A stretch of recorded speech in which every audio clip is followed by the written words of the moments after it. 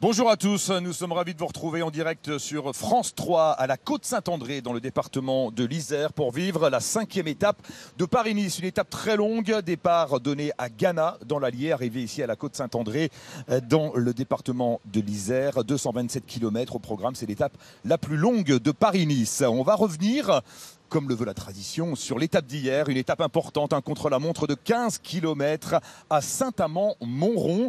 Avec vous, Laurent Jalabert, il y a pas mal d'enseignements à tirer de ce contre-la-montre de Saint-Amand-Montrond. Oui, la distance était courte, c'est vrai, mais suffisamment longue pour que l'on puisse remarquer à quel niveau se situaient les différents favoris.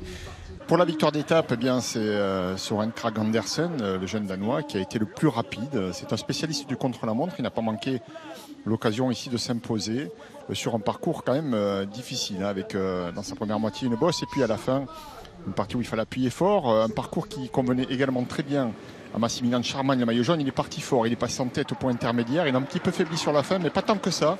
Il prend la 2e place de l'étape et bien sûr, par ce biais-là, il creuse l'écart sur tous les grimpeurs. Donc très bonne opération pour Schärmann. Les grimpeurs, parlons-en, avec Thibaut Pinot notamment, qui ont fait le maximum, qui se sont appliqués sur ce parcours et qui ont essayé de limiter les écarts. Alors, ils ne sont pas parvenus pour la plupart. Thibaut Pinot perd 46 secondes sur ce contre-la-montre. On attendait bien sûr à Saint... Julien Alaphilippe connaissait le parcours à merveille, il est né là-bas et il s'est appliqué, il est parti fort. Il a eu un petit peu de difficulté pour en terminer lui aussi, il prendra la 17e place. Il n'a pas encore renoncé pour le classement général, mais il pointe à plus de 2 minutes du leader. Le leader, c'est toujours le même, Massimilian Schärmann, grand sourire évidemment, puisque avec cette 2e place dans le contre-la-montre d'hier, il conforte sa position de leader au classement général. Maximilian Schärmann, toujours solide leader donc de Paris-Nice, puisque seul Søren Kragh Andersen, le vainqueur d'hier, est sous la minute par rapport donc au coureur allemand de la formation Bora. Et puis on remarque également Félix Großschartner, l'Autrichien, un équipier de Schärmann à la 3e place de ce classement général. On a vu en action, Laurent, Thibaut Pinot, on va l'écouter juste après son contre-la-montre, c'était hier soir à Saint-Amand-Montrond. Voilà, c'est un peu ma forme du moment, ni nulle ni très bonne, donc moyen on va dire. De satisfaction? Non, pas trop, parce que sur un chrono comme ça, normalement, j'espère à beaucoup mieux. Donc, à la fin du chrono, je peux jouer le top 10. Donc là, je vais jouer le top 30. Donc forcément, je suis un peu déçu. Mais il n'y a pas de miracle, je le savais en venant ici. Et on verra ce week-end la montagne maintenant.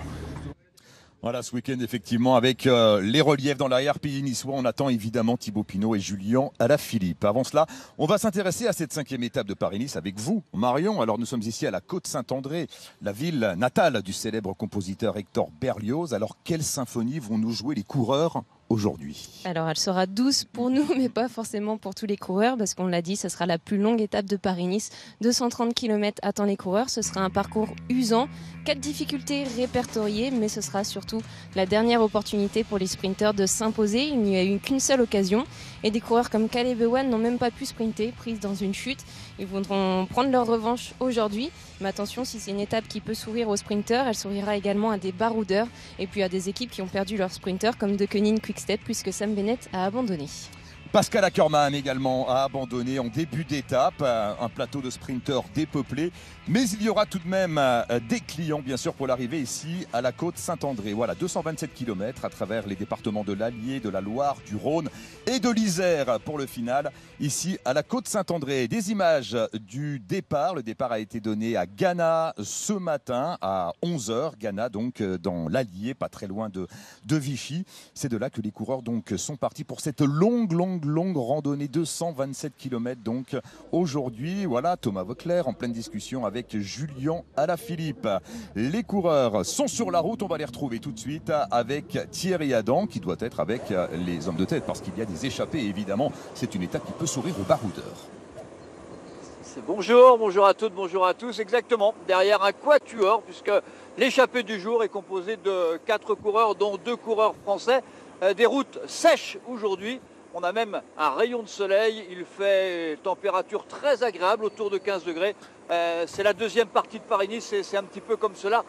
Tous les ans, vous l'avez dit, le départ a été donné à 129 coureurs, puisque TJ Van Garderen était non partant, mais ils ne sont plus que 127 sur la route de cette 5e étape. Après donc l'abandon d'Oliver Nassen, victime après renseignement de problèmes gastriques, et donc Pascal Ackermann, le coéquipier du maillot jaune. Les 4 hommes de tête qui sont dans la 3e difficulté répertoriée, qui rentrent à l'instant même au panneau indiquant la ville de Trèves. 4 coureurs dont nous allons faire le détail avec tout d'abord ici en première position, eh bien c'est Anthony Turgis, le coureur de l'équipe Total Direct Energy. Juste derrière lui, Jan Tratnik, le coureur de l'équipe Bahreïn McLaren.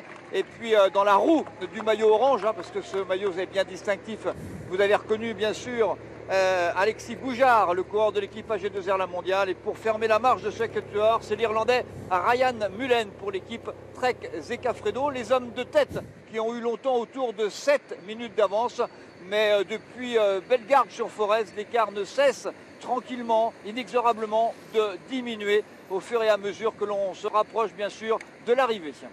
Merci Thierry. 61 km justement avant l'arrivée à la côte Saint-André. Les 4 hommes de tête, Anthony Turgis, Ryan Mullen ici en dernière position, le rouleur irlandais, Alexis Goujard pour l'équipe AG2R La Mondiale, et donc le Slovène Jan Tratnik pour l'équipe Bahreïn McLaren. 61 km. Les coureurs viennent de passer la 3e difficulté. On est dedans. On est dedans, pardon. On n'en a pas encore terminé, tout à fait. Il y avait 4 ascensions aujourd'hui. 4 ascensions, on est dans la 3e, dans la côte de Trèves, une difficulté de 3 km à 5%. Il en restera une répertoriée. Mais il y aura également des difficultés dans le final qui ne seront pas répertoriées. Voilà, sommet à 1 km. Et c'est bien Turgis qui est passé en tête lors des 2 premiers Grands Prix de la montagne du jour, donc qui a marqué des points. Mais il faut également rappeler que le porteur de maillot blanc à poids rouge de meilleur grimpeur, Jonathan Hiver, ne peut pas être inquiété aujourd'hui. Son avance était importante et aucun des 4 hommes qui figurent dans l'échappée ne possédait le moindre point dans ce classement. Donc voilà, Turgis va faire un rapproché, évidemment. On sent bien qu'il a envie à nouveau de passer en tête ici au sommet. Les autres ne semblent pas s'intéresser à ce classement. Il faudra évidemment compter sur lui dans les jours qui viennent. C'est bien joué parce qu'ils sont dans la même équipe. Ils sont chez Total Direct Energy. Et on protège également le maillot de cette façon. Ils restent dans la même équipe. Exactement. Puis ça fait 2 possibilités avec 2 garçons différents d'aller lutter dans ce classement. Anthony Turgis aux avant-postes. Laurent, lorsque l'on regarde la composition de cette échappée, eh bien on réalise qu'on a 4 excellents rouleurs à l'avant qui peuvent résister au peloton encore un bon bout de temps. Oui, ça pourrait effectivement, mais on a bien vu avec l'image furtive que nous avons eue tout à l'heure du peloton que celui-ci était très très étiré. Ça roule fort dans le peloton, plusieurs équipes de sprinteurs ont pris les choses en main. On ne veut pas perdre cette occasion d'aller se disputer un sprint parce qu'il n'y en aura pas d'autre après celle-ci. Alors malgré la présence à l'avant, c'est vrai, de quelques bons rouleurs, Ryan Mullen en est un, tout comme Alexis Goujard évidemment, et Tratnik qui a fait un beau chrono hier, il a pris la 13e place de l'étape. Bien malgré le potentiel de cette échappée, je pense que le peloton a clairement affiché ses ambitions et fera tout en tout cas pour revenir. Ryan Mullen, l'Irlandais ici en dernière position pour la formation Trek Segafredo. Ryan Mullen, un gros rouleur. Alors évidemment, lui les reliefs il n'aime pas trop, mais sur les bouts droits, il est capable d'imprimer un gros tempo. Ryan Mullen qui avait terminé 5e du championnat du monde contre la montre à Doha en 2016 à 10 secondes du podium. C'est dire si ce garçon a des qualités de rouleur. À 26 ans, Ryan Mullen. Juste devant lui, c'est Alexis Goujard, lui aussi un excellent rouleur. Jan Tratnik, comme l'a dit Laurent, 13e du contre-la-montre hier. Et puis donc Anthony Turgis, voilà, qui passe en tête au sommet de la côte de Trèves. 3e des 4 difficultés répertoriées aujourd'hui au classement de la montagne. Et 4 points de plus pour Anthony Turgis. Ce qui fait 13 points récoltés par Anthony Turgis depuis le départ de l'étape. Non, un peu plus. Ça fait 15. Ça fait 15, pardon. Oui, c'est ça, 8 et 7. Ça fait 15, mais bon, encore une fois, il ne pourra pas venir chipper le maillot à son collègue. Mais on retrouvera bien en tête 2 coureurs de la même formation dans ce classement. Alors, les coureurs sont toujours dans le département du Rhône. avec le peloton. Alors quelles sont les équipes qui travaillent? C'est l'équipe Bora Hansgrohe, l'équipe du leader Maximilian Scharmann, qui avait été la première à réguler l'allure du peloton lorsque l'échappée s'est formée. Et là on voit plutôt les équipes de sprinters, l'équipe Lotto, l'équipe Sunweb pour Michael Matthews, l'équipe Lotto pour Caleb Ewan, NTT également bien sûr Marion pour Giacomo Nizzolo, mais également la formation française BNB Hotel pour Brian Coquard. Il y a même un coureur de Cofidis pour Elia Viviani. Oui, parce qu'Elia Viviani a des ambitions, même s'il a été discret depuis le départ de Paris-Nice. Il n'a jamais pu défendre ses chances au sprint depuis le départ. Mais Elia Viviani a des ambitions. Et d'ailleurs, son directeur sportif, Alain Deleuil, confiait ce matin qu'avec le retour de la douceur et du beau temps sur Paris-Nice, eh bien, Viviani avait retrouvé un peu le moral. C'est vrai qu'il fait bon aujourd'hui sur les routes du Rhône et de l'Isère. Oui, il fait doux. Il y a un petit peu de soleil tout à l'heure. Bon, le ciel est voilé, mais il fait 17 degrés. Donc... il n'y a rien à voir avec les jours précédents, il n'y a pas de pluie, il n'y en aura pas d'ailleurs jusqu'au bout, il y a très peu de vent, donc c'est une journée très très agréable pour faire du vélo. Cyril Gauthier ici qui emmène le peloton. Oui, parce qu'on prend bien sûr au sérieux cette échappée. 3 minutes 17 d'avance pour les 4 hommes de tête. Ils ont compté jusqu'à 7 minutes d'avance sur le peloton. Oui, mais ils savent bien les sprinters que c'est vraiment leur dernière chance. On n'a pas eu beaucoup de sprints jusqu'à maintenant avec les bordures. Et puis le seul sprint qu'on a eu, c'était en faux plat montant. Il y a eu une chute. Donc tout le monde n'a pas pu disputer ses chances. Et aujourd'hui, on n'a pas envie de passer à côté. Alors on parlait des conditions de course aujourd'hui, plutôt agréables. On va écouter Maximilian Scharmann, le porteur du maillot jaune, qui s'est exprimé ce matin au départ à Ghana, dans l'Allier, justement sur les conditions qui attendent les coureurs aujourd'hui à l'occasion de cette 5e étape. Eh bien, jusque-là, tout va vraiment très bien. Aujourd'hui, c'est la plus longue étape. Donc, la distance va rendre la course difficile. Mais heureusement, il fait sec. Je suis confiant. J'ai une super équipe avec moi. Et on devrait être capable de défendre le maillot.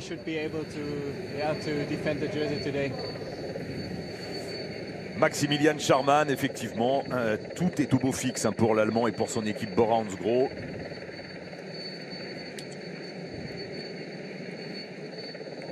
Scharmann qui a une avance confortable au classement général, puisque seul Søren Kragh Andersen est sous la minute au général. Et puis en 3e position de ce classement, c'est un équipier de Scharmann que l'on retrouve, l'Autrichien Félix Großschartner. Ah oui, tout va bien pour cette formation, ça c'est sûr. Großschartner qui a 1 minute.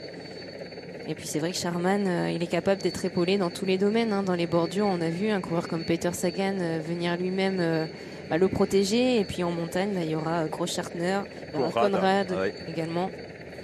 Et puis on peut jouer en plus sur 2 tableaux, parce que Großschartner est le premier des meilleurs grimpeurs au classement général. On retrouve Higuita en 5e position à 1 minute 06.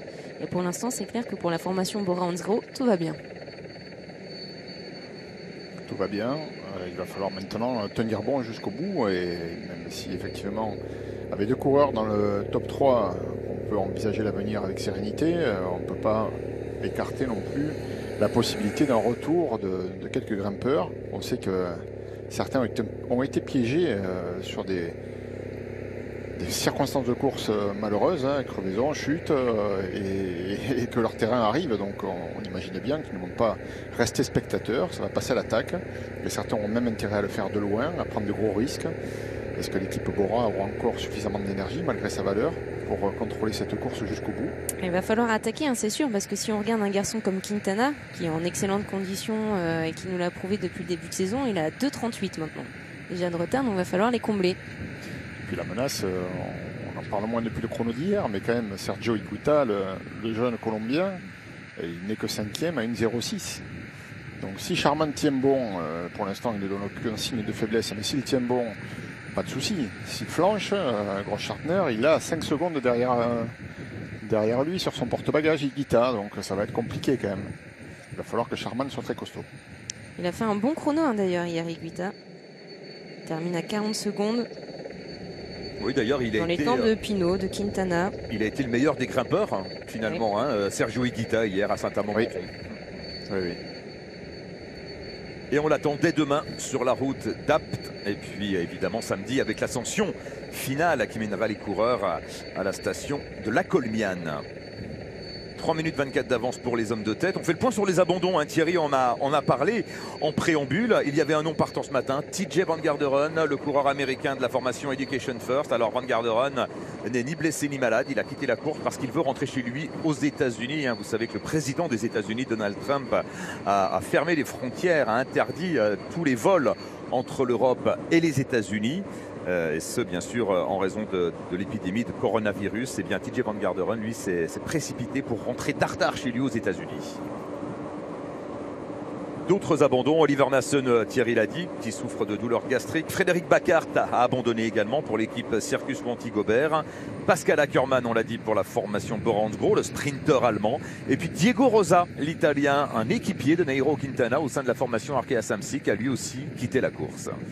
Ça fait 2 équipiers en moins dans la montagne pour Nairo Quintana. Hein. Après Warren Barguil qui a été mis hors course, c'est le tour de Diego Rosa de mettre pied à terre.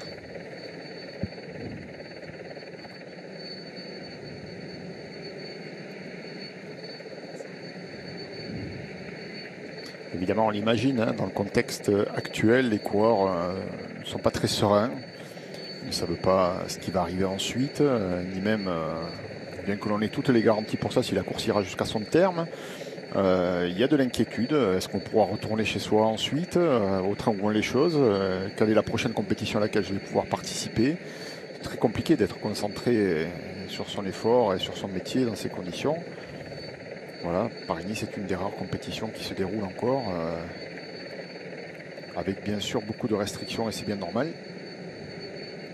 Eh bien, on va en parler justement, Laurent, si vous voulez bien, oui, avec Giacomo Nizzolo, le coureur italien. Vous savez que la situation sanitaire est très dégradée en Italie et dans le nord de l'Italie plus précisément. Giacomo Nizzolo qui fait partie donc des quelques coureurs italiens présents dans ce peloton de Paris-Nice.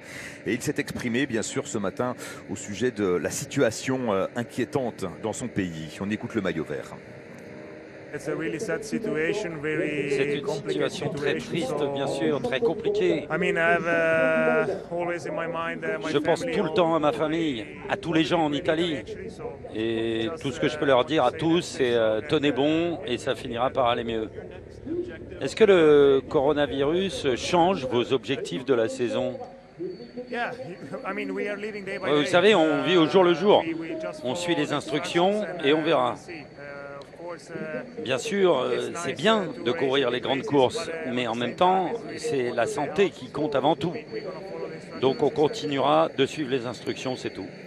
Voilà les mots de Giacomo Nizzolo, le porteur du maillot vert, vainqueur d'une étape sur cette édition 2020 de Paris-Nice. Vincenzo Nibali s'est également exprimé hier, Marion, concernant la situation sanitaire en Italie. Ouais, tout comme Elia Viviani.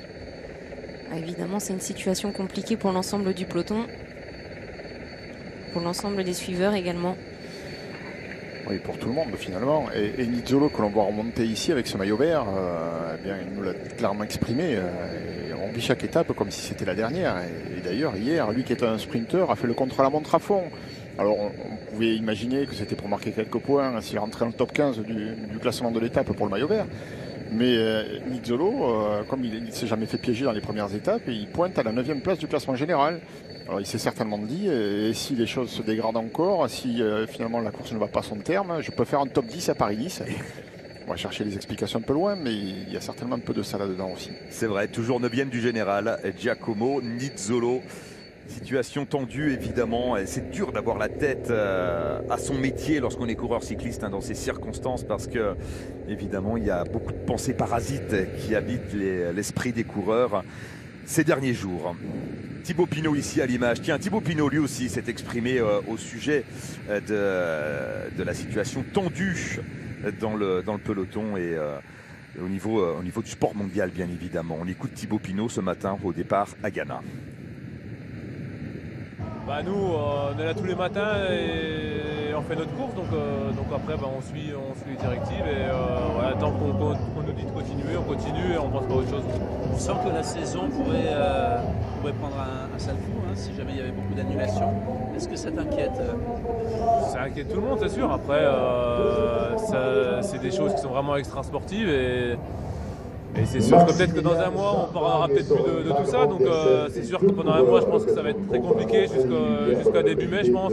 Après, moi, j'y connais rien, mais peut-être que dans un mois, 2 mois, on n'en parlera plus et le calendrier va reprendre comme si de rien n'était. Voilà les propos de Thibaut Pinot. Effectivement, c'est une situation que tout le monde subit. En tout cas, il y a pas mal de courses annulées. On l'a appris dans le courant de la matinée. Le Tour de Normandie, le Tour de Bretagne, ces 2 courses sont annulées. Et puis, le gouvernement belge a décidé de suspendre toutes les courses sur le territoire belge jusqu'au 31 mars. Et cela inclut des courses comme le Grand Prix E3, comme Gand-Wevelgem. Le Tour des Flandres, on le rappelle, doit avoir lieu le 5 avril et forcément, on n'est pas très optimiste. C'est que le Tour des Flandres, c'est une grande fête populaire. Il y a un demi-million de personnes sur le bord des routes, dans une ambiance très festive. On s'embrasse volontiers, donc c'est vrai que vu le contexte, si on annule jusqu'au 31 mars, on est forcément inquiet pour le maintien du Tour des Flandres au calendrier.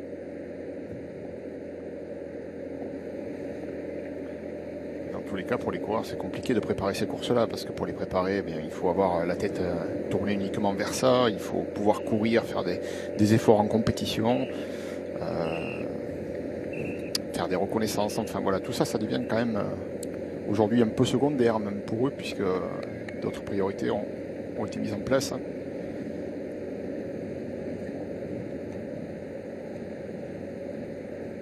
Les 4 hommes de tête qui poursuivent leur progression avec toujours un peu plus de 3 minutes d'avance sur le peloton et on est déjà à 50 km de l'arrivée. Alors le début d'étape s'est effectué sur un tempo modéré, mais ça a bien accéléré après la première heure de course. Oui, c'est normal. De toute façon, on a laissé 4 hommes en tête. On sait que c'est des bons rouleurs. On leur a laissé 7 minutes d'avance. Et puis derrière, on a régulé l'allure. Maintenant, devant, on a accéléré. On sait que le peloton va accélérer également. Et donc, c'est un mano à mano qui est engagé et pour l'instant qui est favorable au peloton. Mais 3,20, 50 km, quand on prend en considération la valeur des hommes qui se trouvent en tête, leur capacité à rouler fort. Et puis, c'est surtout qu'ils ont dû gérer leurs efforts jusqu'à maintenant. C'est des hommes qui ont de l'expérience à l'avant. Voilà, et pour le peloton, il va falloir s'en occuper quand même. 50 km, ça peut être très très vite parcouru. Ouais, c'est pour ça qu'on a mis à chaque fois une équipe pour rouler. Pas mal d'équipes viennent contribuer, que ce soit Cofidis, NTT, Lotto Soudal également. 3 minutes 20 d'avance donc pour les 4 coureurs de tête. On va retrouver Thierry justement derrière le quatuor qui continue sa progression. Thierry, est-ce que vous les imaginez rivaliser avec le peloton dans les kilomètres à venir? Le match est lancé avec un scénario assez traditionnel. On était autour des 38,5 de moyenne, je crois, la première heure, 39 pour la deuxième heure de course. Et puis à un moment ou un autre, il fallait que les 4 devant se mettent ensemble. Donc on a discuté un tout petit peu, on a fait ce qu'on avait à faire. Anthony Turgis par exemple a eu la nécessité de changer de vélo. Il a pris un deuxième vélo puis s'est arrêté une deuxième fois pour reprendre son vélo d'origine. On est venu à hauteur des directeurs sportifs. Et puis quasiment, alors ça n'a rien à voir, ça n'est pas lié, mais quasiment au moment où vous preniez l'antenne en direct, les 4 hommes ont eu des discussions. Alexis Goujard notamment qui est venu discuter avec Anthony Turgis et avec Jan Traknik. Et les 4 hommes se sont mis en route, comme l'on dit. C'est vrai que ce sont très très bons rouleurs, des spécialistes pour la plupart du contre-la-montre. Donc 50 km, ça ne leur fait pas peur. Mais ils sont un ton au-dessus de ce qu'ils étaient tout à l'heure. Et on le sent. Alors avec aussi quelque chose d'assez significatif. Alors on était dans une côte tout à l'heure à Trèves, mais depuis un long moment, on est sur des routes descendantes. Là, on est dans une longue descente et ça favorise forcément l'échappée. Comme l'on dit dans le jargon, il va y avoir match dans les kilomètres à venir et dans les minutes à venir pour voir si le peloton est capable de vraiment revenir sur ces 4 hommes de tête qui ont bien géré leurs efforts.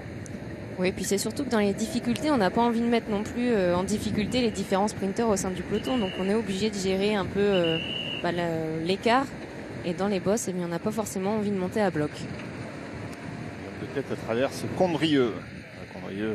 Condrieu, Laurent. C'est un nom qui résonne à vos oreilles. Oui, pas qu'aux miennes d'ailleurs. Mais une appellation bien connue évidemment avec ce cépage, le Vionnier. Bon, pour l'instant, il faut rester concentré.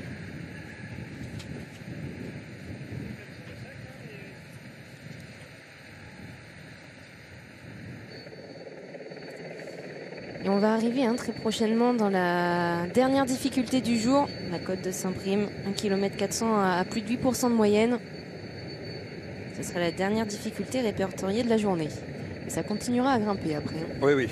Un final assez usant. Là, les coureurs qui vont traverser le Rhône dans quelques kilomètres pour poser leur roue dans le département de l'Isère. Alors avant d'assister à l'ascension de la côte de Saint-Prime, dernière difficulté du jour, je vous rappelle que vous pouvez gagner un voyage pour 2 personnes aux Jeux Olympiques de Tokyo. Voilà, France Télévisions, donc, qui sera le diffuseur officiel des Jeux de Tokyo, vous propose de gagner ce séjour d'une valeur de 22 000 €. Vous pourrez assister à la cérémonie d'ouverture et vous disposerez d'un guide francophone pour visiter le vieux Tokyo. Pour jouer et pour participer au tirage au sort, c'est très simple. Vous appelez le 34 35 ou vous envoyez Tokyo par SMS au 7 30 03. À vous de jouer, tirage au sort le 31 mai.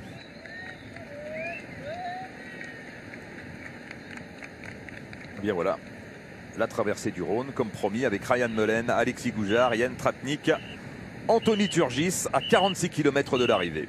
L'écart qui décroît légèrement, à peine plus de 3 minutes d'avance pour les hommes de tête.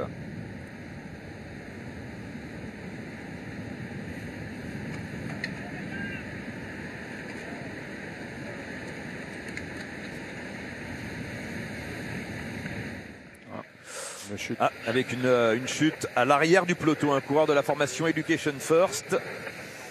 Il s'agit de Michael Woods, le Canadien. Michael Woods, le Canadien, qui est tombé de manière assez brutale, semble-t-il. Ouais, qui a indiqué au médecin qui vient le secourir l'origine du mal, visiblement immobilisé. Il sent qu'il y a quelque chose qui est cassé, très probablement. Avec Michael Woods, l'équipe Education First, qui on le rappelle a perdu TJ Van Garderen.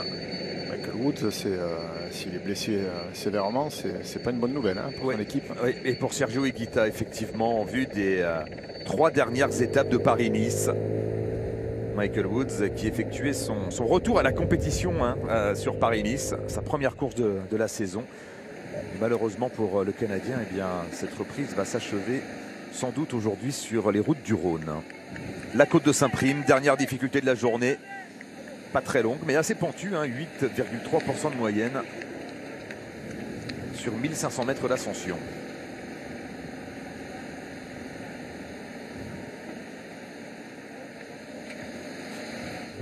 Côte classée en 3e catégorie. On retrouve Thierry avec les hommes de tête. Quand on est au pied, avec un petit pont et un rétrécissement à 4, ça passe bien. Il faudrait être un peu plus prudent avec le peloton, mais c'est fort bien indiqué par notamment la gendarmerie et la garde présidentielle, avec le quatuor emmené par Anthony Turgis. Effectivement, c'est une côte répertoriée, donc qui compte pour le classement de la montagne. Répertoriée à 3%, je pense que certains, comme Ryan Mullen, qui est un vrai rouleur, se dit ah ouais, 3%, c'est pas facile au pied là. On arrive avec le panneau qui indique 1 km. Il y a un petit replat là, c'est le final qui sera un peu plus compliqué. On a réduit un peu le rythme au moment où vous disiez que l'écart diminuait légèrement. On était en bas de cette longue descente et dans cette partie là qui est un petit peu plus plate, alors qu'on va se diriger maintenant vers les derniers 700-800 mètres qui vont grimper avec un virage à droite. Je donne ça pour Laurent. Lorsque l'on n'est pas à l'abri, il y a un tout petit peu de vent qui est plutôt de face. Alors rien à voir avec ce qu'on a connu les 3 premiers jours de Paris-Nice, bien sûr. Les conditions sont différentes. La température ici est même montée à 21 degrés. J'ai vérifié quand même parce que ça me surprenait, mais non, on est à 21 degrés. Il fait vraiment doux, vraiment agréable pour faire du vélo, même si là ça commence à bien grimper. Et c'est un vent un petit peu qui peut gêner un petit peu l'évolution des 4 hommes de tête notamment.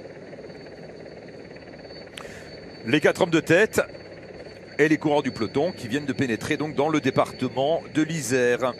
Département de l'Isère qui n'a pas souvent accueilli Paris-Nice.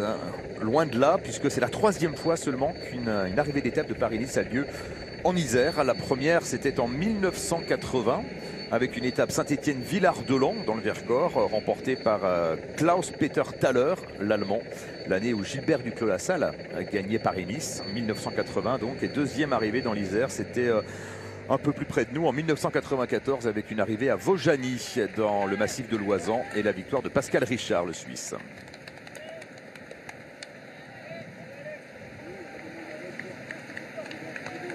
Le département de l'Isère qui d'ailleurs va réaliser le Grand Chelem cette année avec une arrivée d'étape de Paris-Nice, donc aujourd'hui à la Côte-Saint-André, avec une arrivée d'étape également du Critérium du Dauphiné, ça c'est plus habituel, au mois de juin prochain, arrivé au sommet du col de Porte, dans le massif de la Chartreuse, au-dessus de Grenoble. Et puis, à l'occasion du Tour de France, eh bien, il y aura une étape 100% iséroise entre la Tour du Pin et Villard-de-Lans.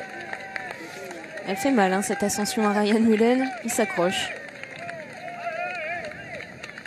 Ouais, on le voit ici avec un pourcentage à 11% sur la partie finale.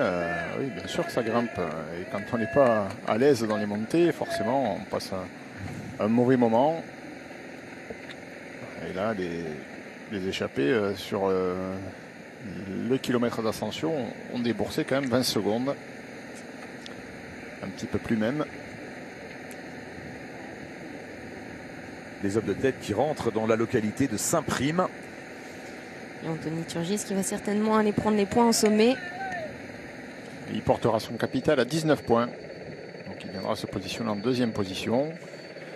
À 3 points seulement de son coéquipier et leader dans ce classement, Jonathan River. Et on pense évidemment à ses frangins, hein, Anthony Turgis, Jimmy et Tanguy Turgis. Oui, tous les deux qui souffrent d'une maladie cardiaque et qui ont dû arrêter leur carrière professionnelle. Oui, c'est vrai, c'est bien d'en parler, Marion. Il y avait les 3 frères Turgis dans le peloton professionnel, il y a de cela encore 2 ans. Tanguy, le premier, a dû mettre un terme à sa carrière après que des problèmes cardiaques aient été détectés. Et Jimmy Turgis a subi malheureusement le même sort en début de saison. Même cause, mêmes effets, arrêt de carrière immédiat pour Jimmy Turgis, comme le cadet Tanguy il y a de cela 1 an. Il faut voir le bon côté des choses. Évidemment, c'est dommage pour ces 2 garçons. Mais ce qui est très bien, c'est que ça ait pu être décelé avant qu'il ne soit trop tard. À une certaine époque, il n'y avait pas tant d'examens de fait. Maintenant, pour obtenir une licence, ça impose quand même de faire beaucoup d'examens, et notamment cardiaques. Ce muscle qui est quand même largement mis à contribution quand on fait du sport d'endurance comme le cyclisme. Et donc, quand on arrive à déceler assez tôt un problème d'ordre cardiaque, eh bien là, on rigole plus, quoi. Hein. C'est plus... on n'est pas là pour... Oui. On est vraiment dans la prévention. Pour quelque temps, on met les choses à l'échelle de la vie. Et bien sûr, tant pis pour la carrière cycliste. Là, ce qui compte, c'est la santé de la personne en priorité. Évidemment. Problème cardiaque qui en plus s'aggravait avec les efforts violents. Donc il n'y avait pas d'autre solution. C'est ce qui était arrivé aussi à Nicolas Portal, hein, de devoir arrêter sa carrière, justement parce qu'on avait décelé un problème cardiaque. En 2010, alors qu'il était membre de la formation Sky. Et puis on a eu des coureurs belges également qui ont dû stopper leur carrière de manière brutale, précipitée. Ouais. C'est le cas de Johan van Sommeren, l'ancien vainqueur de Paris-Roubaix, et de Gianni Mersman également. C'est vrai. Double vainqueur d'étape sur la Vuelta.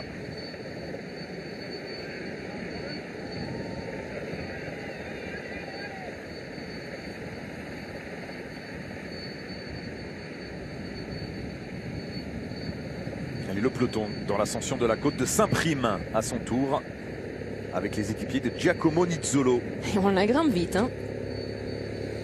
On voit également Tige Benoît bien placé. Soren Kragh Andersen. Bien sûr, le vainqueur d'hier hein, sur la gauche pour la formation Sunweb. Et juste derrière lui, Julien Alaphilippe. Alors l'équipe de Koenig Quick-Step a perdu son sprinter hein, puisque Sam Bennett, l'Irlandais, est rentré à la maison à Monaco hier. Après sa chute survenue dans le final de la 3e étape en direction de la Châtre. C'est une équipe qui, pourquoi pas, pourra dynamiter le final si l'on a l'occasion. Avec des grands numéros, pourquoi pas, de Casper Asgreen. Ouais, 3e du chrono hier, Casper Asgreen à Saint-Amand-Montrond.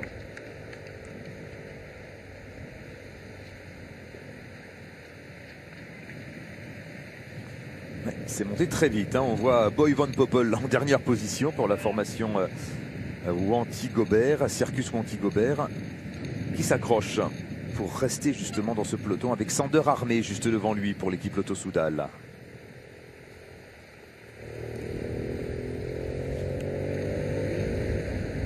Il y a quelques formations qui aimeraient bien voir des sprinteurs déjà un peu entamés avant le sprint final. C'est le cas de la formation Sunweb par exemple avec Michael Matthews qui est un des sprinteurs qui passe mieux les bosses. Si on pouvait en avoir quelques-uns de moins à l'arrivée, ça serait pas plus mal. Tu peux passer bon. 3 quarts avant comme ça.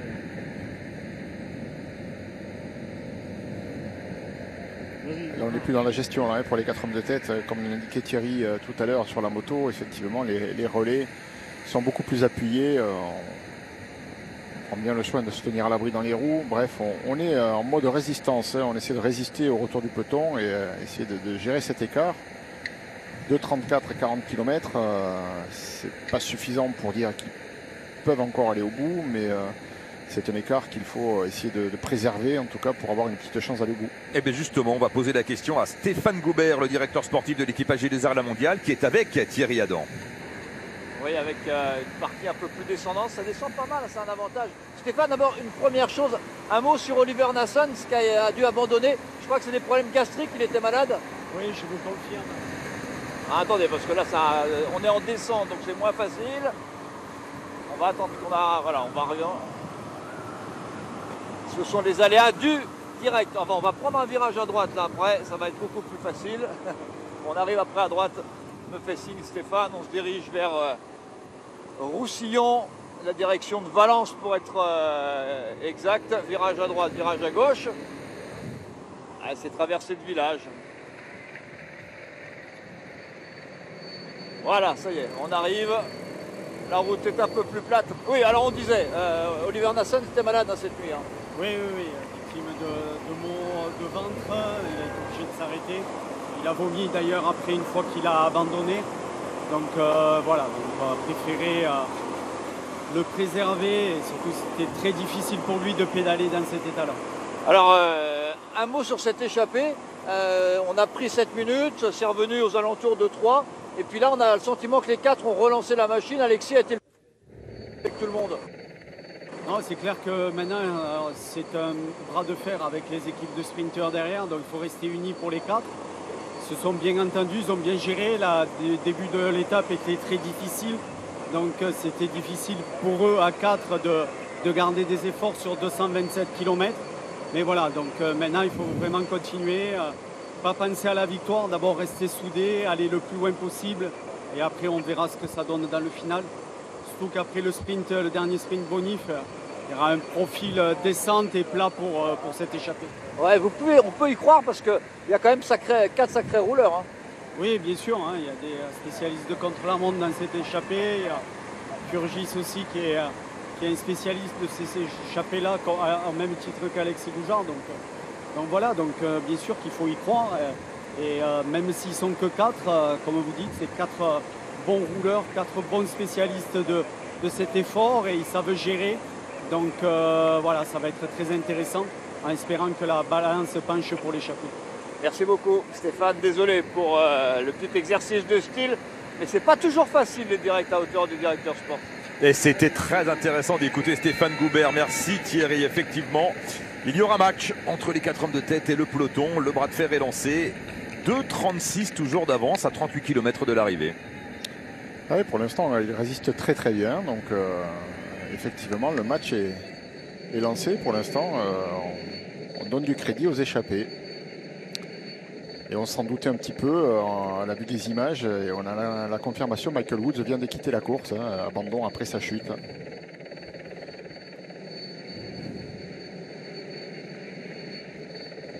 Mauvaise journée pour l'équipe Education First qui perd TJ Van Garderen, non partant ce matin à Ghana dans l'Allier.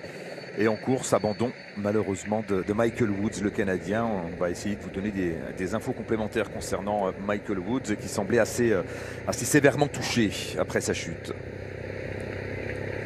L'équipe Sunweb, on travaille pour Michael Matthews, évidemment. Michael Matthews qui a fait hier le chrono à fond d'ailleurs. Il a pris la 7e place. La 7e place, exactement, Marion, à 18 secondes de Søren Kragh Andersen, son coéquipier.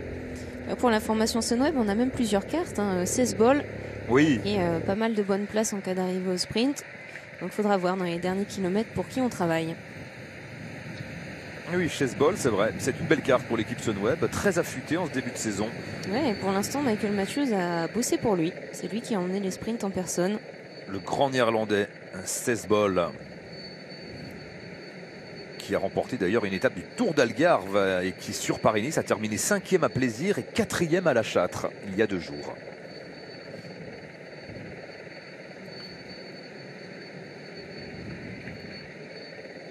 Grand néerlandais, alors grand par le talent, par la taille également. 1,94 m, c'est vrai qu'on le distingue assez facilement dans les sprints.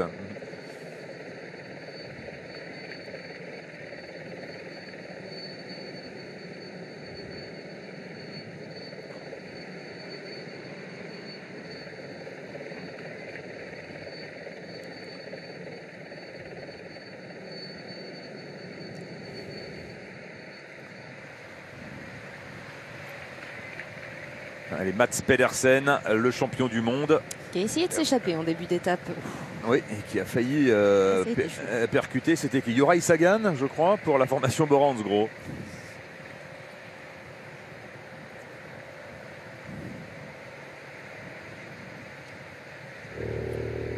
Et on retrouve Thomas De Gendt à l'avant. Thomas De Gendt qui a de bonnes jambes. On l'a vu hier à l'occasion du contre-la-montre où il a pris une très très belle 4e place. Attention à lui demain sur la route d'Apt. Elle va vouloir aller dans les chiffres, ça c'est sûr. Ce serait pas étonnant de le voir échapper demain, Thomas De Gendt. Là pour l'instant il fait le boulot pour Caleb Ewan, bien sûr, son sprinter. On va marquer une petite pause et on revient tout de suite en direct sur les routes de l'Isère. Et Thierry Adam sera avec le directeur sportif de l'équipe Total Direct Énergie, représenté à l'avant par Anthony Turgis. A tout de suite.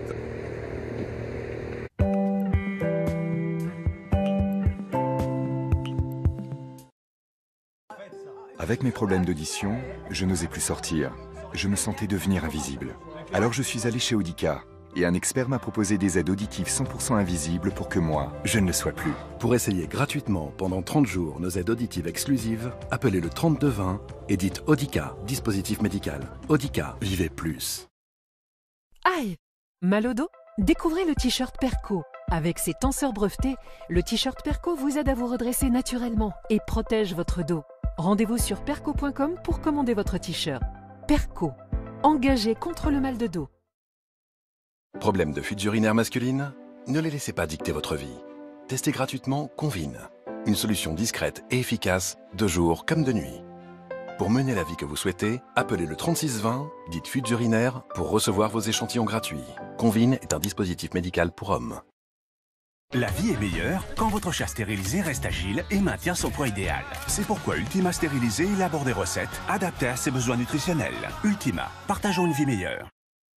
Que ce soit les serveurs, que ce soit les animateurs, être entouré par toute cette jeunesse, ça fait du bien. Ronaldo. Ah, voilà une qui me suit. Je me sens vraiment libre, indépendante, alors je ne sais pas ce que je pourrais demander de plus.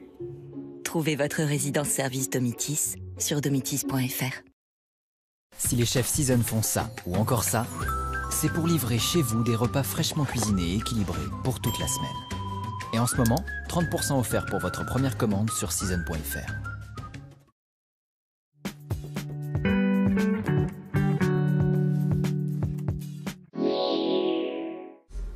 Paris-Nice avec Delco, réseau de garage auto.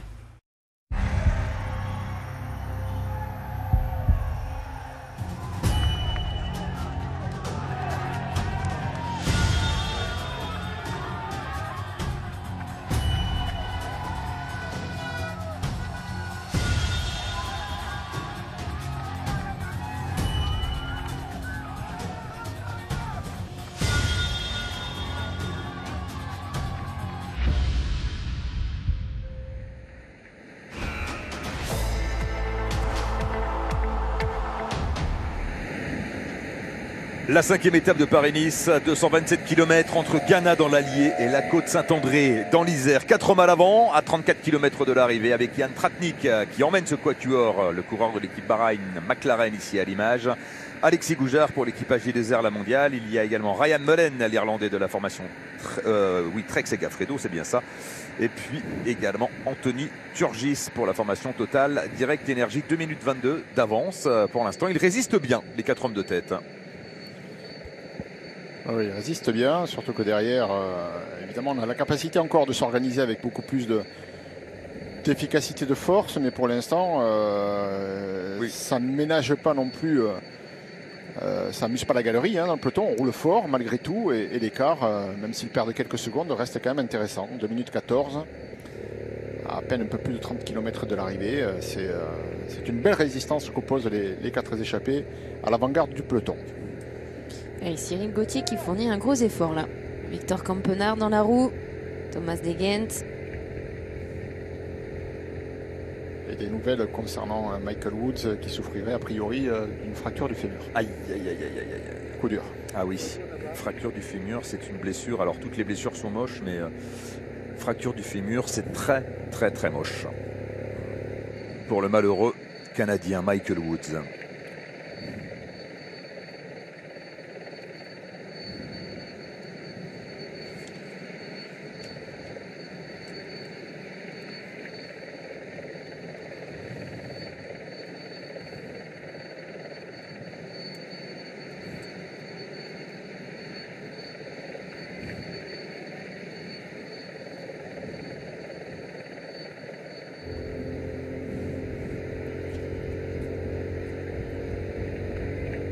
Les coéquipiers de Giacomo Nizzolo à l'avant du peloton. Thomas De Gendt également vigilant. Ça roule très fort à l'avant de ce peloton et ce depuis de nombreux kilomètres. Et l'écart qui reste supérieur aux 2 minutes. Et on nous annonce 22 degrés sur la route de Paris-Nice. Non? Ça vous paraît... Là, c'est peut-être un peu optimiste. Oui. Après, le thermomètre sur la moto, ça chauffe aussi. C'est vrai. Ça roule.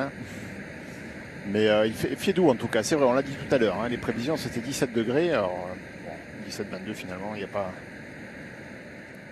Ça n'a pas tellement d'importance. Et c'est vrai que dans le peloton, on s'affole un petit peu là, on sent bien qu'on redouble d'énergie au moment des passages des relais, ça roule très très fort. On prend vraiment au sérieux la résistance qui est en train d'imposer le groupe de tête. Romain Bardet. Dans sa roue, c'était Roman Kreuziger pour l'équipe NTT et Giacomo Nizzolo qui est plutôt en queue de peloton, le vainqueur de Chalette-sur-Loing sur cette édition 2020 de Paris-Nice. C'était lundi, Giacomo Nizzolo.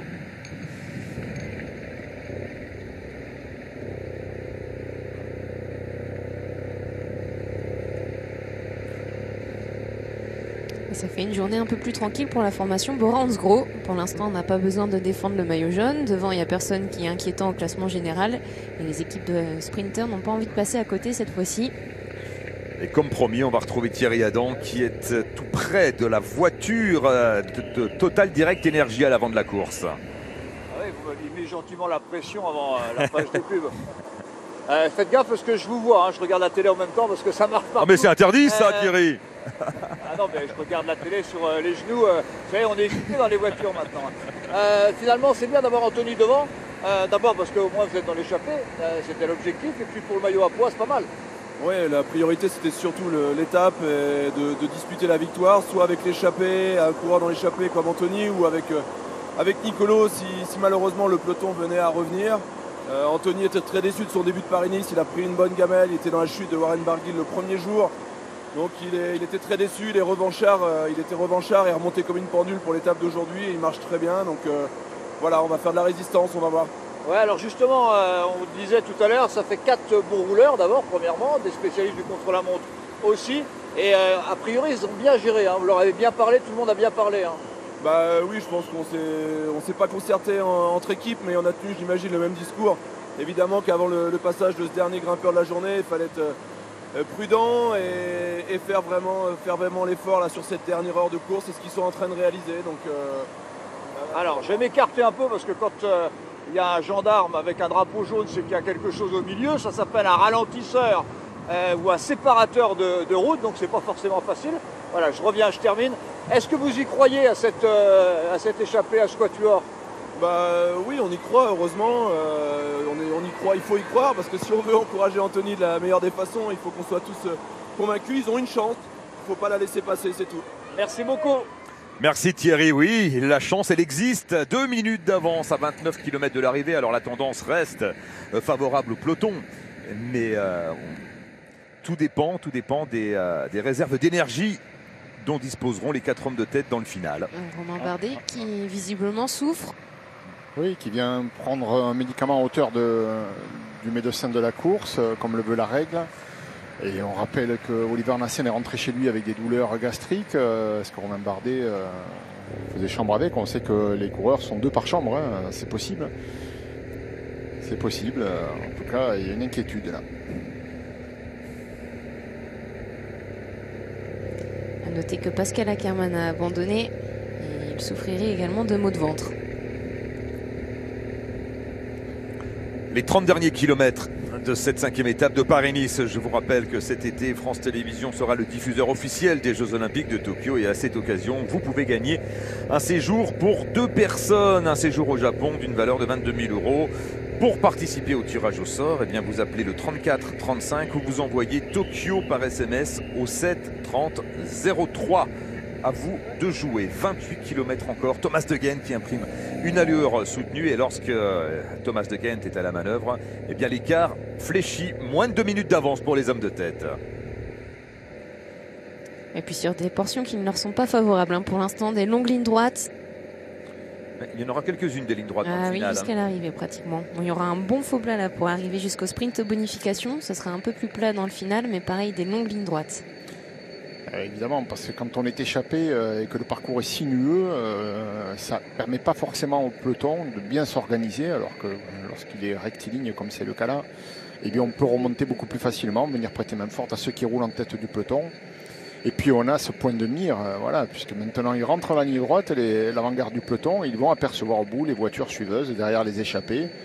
Et donc ça donne une indication, ça remet un petit peu de baume au cœur quand on est en poursuite. On se dit tiens, les voilà, ils sont pas si loin.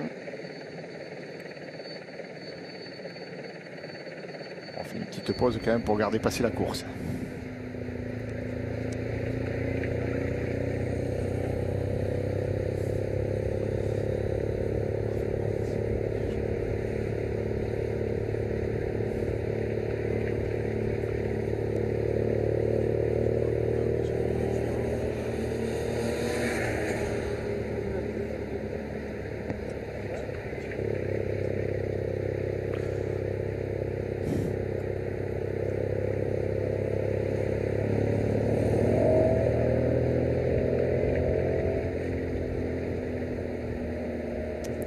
Le gros relais maintenant de Julien Vermote pour la formation Cofidis.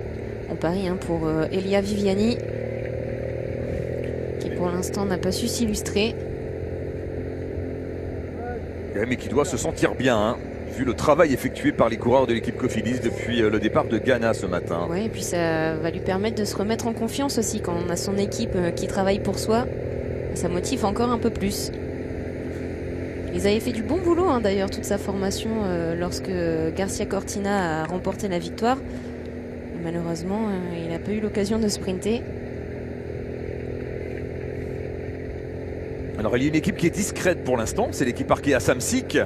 L'équipe de Nairo Quintana et de Nasser Bouhanni. On va écouter Nasser Bouhanni, le sprinter de la formation managée par Emmanuel Hubert qui s'est exprimé ce matin au départ à Ghana. C'est la dernière occasion, le rappel, pour les coureurs de l'équipe Arkea Samsic. Tiens, on en retrouve quelques-uns, notamment Nairo Quintana qui est dans la roue de Winner Anacona, son coéquipier. On écoute Nasser Bouhanni. Déjà, il n'y a pas de pluie et beaucoup moins de vent, donc je pense que ce sera déjà peut-être un peu moins nerveux. Mais c'est un parcours quand même assez difficile avec pas mal de montées, donc ça reste indécis. Et en tout cas, j'espérais être bien aujourd'hui et disputer la victoire si un sprint massif. Comment ça se passe avec ceux qui vous entourent pour les sprints, avec Connor, avec Dan? Est-ce que vous pouvez nous raconter un petit peu cette entente? Dan était un peu malade en fait sur ce début de Paris-Nice, donc malheureusement j'étais un petit peu seul pour le final. Mais sinon, il va mieux aujourd'hui et j'espère qu'on sera bien et qu'on va trouver un bon feeling dans le final. Voilà, Nasser Bouhanni qui a pris la 5e place à La Châtre il y a 2 jours et qui va donc abattre sa dernière carte aujourd'hui, forcément, avec cette arrivée à la côte Saint-André. Et Nasser Bouhanni qui parlait justement de la difficulté du parcours. Aujourd'hui, il y a tout de même 2600 mètres de dénivelé positif. Ce n'est pas un parcours tout plat, loin de là. Il y avait 4 ascensions, on le rappelle, répertoriées au classement de la montagne.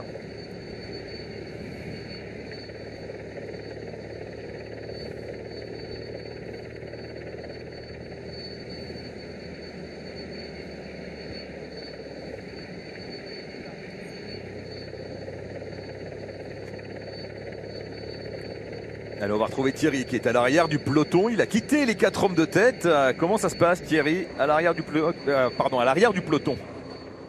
Ça se passe vite.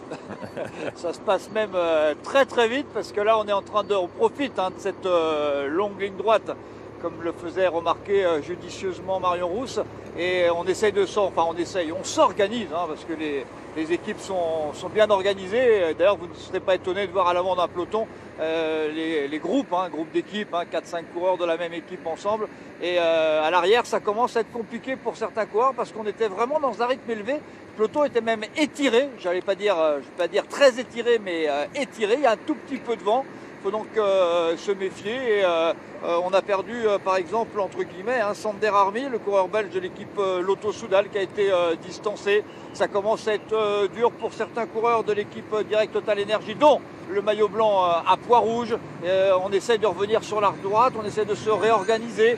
Brian Cocard mal placé là en queue de peloton qui cherche un équipier ou deux pour tenter de revenir. Mais je peux vous dire, vous dire que ça va vite, mais c'est le lot habituel quand on est derrière un peloton ou quand on est sur le vélo dans un peloton, c'est qu'il faut bagarrer. Le peloton est étiré, il fait bien 250 mètres entre le premier et le dernier, même un peu plus maintenant. Et pour revenir, bien voilà, il y a bagarre, il y a besoin de faire de gros efforts, besoin de s'organiser, il faut pouvoir passer, il faut avoir une petite ouverture.